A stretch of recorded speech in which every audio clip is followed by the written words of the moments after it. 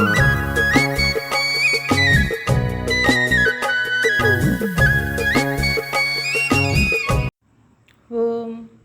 அருட்பெரும் ஜோதி தனிப்பெரும் கருணை ஸ்ரீரஸ்து.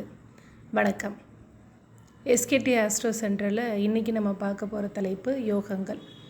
யோகங்கள் பல வகை உண்டு. அந்த யோகத்தில் பல வகை உண்டு. எங்கிட்ட அதிகமாக ஆஃபீஸ்க்கு வரவங்க யோகம் பற்றி சொல்லுங்கள் அப்படின்னு தான் அடிக்கடி கேட்பாங்க. அதால் தான் ஒரு யோகத்தை பற்றி ஒரு வீடியோ போட்டுடலாம். நம்ம ஃபஸ்ட்டு பேச போகிற யோகம் என்னென்னா கேசரி யோகம். கேசரி யோகம்னா என்ன? சந்திரன், அதாவது ராசிக்கு கேந்திரத்தில் குரு இருக்குது, அல்லது குருவுக்கு கேந்திரத்தில் சந்திரன் இருக்காது. கேந்திரனா ஒன்றும் இல்லைங்க, ஜோதிட சொல்களை பார்த்து பிரமிக்க தேவையில்லை. கேந்திரம்னா 4ஆம் இடம், அவ்வளோதான். அதாவது உங்கள் ராசி கட்டத்தில் சந்திரன் போட்டிருக்கும் பாருங்கள், அதுதான் உங்கள் ஜென்ம ராசி. சந்திரன்லேருந்து 4ஆவது கட்டத்தில் குரு இருந்தால், அல்லது குரு இருக்கும் இடத்துலேருந்து 4ஆவது கட்டத்தில் சந்திரன் இருந்தால் கேசரி யோகம். இந்த கேசரி யோகம் இருந்தால் என்ன பலன் நமக்கு? அதாவது ஜோதிட பழமொழி என்னென்னா, சிங்கத்தை கண்ட யானை போல. என்ன, ரெண்டுமே பலம் வாய்ந்தது.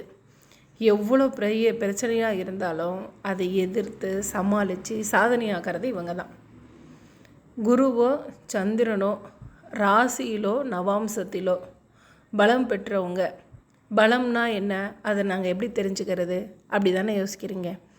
பலம்னா குரு கடகத்தில் உச்சம், தனுசுலேயும் மீனத்துலேயும் ஆட்சி. இது குருவுடைய பலம்.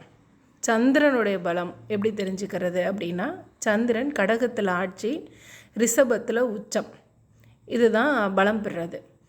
அப்படி பலம் பெற்றவங்க தான் ரொம்ப கஷ்டப்பட்டு அதே சமயம் நிறைய பொருள் சம்பாதிச்சு தானும் பலனடைந்து மற்றவங்களுக்கும் கொடுக்குற யோகம்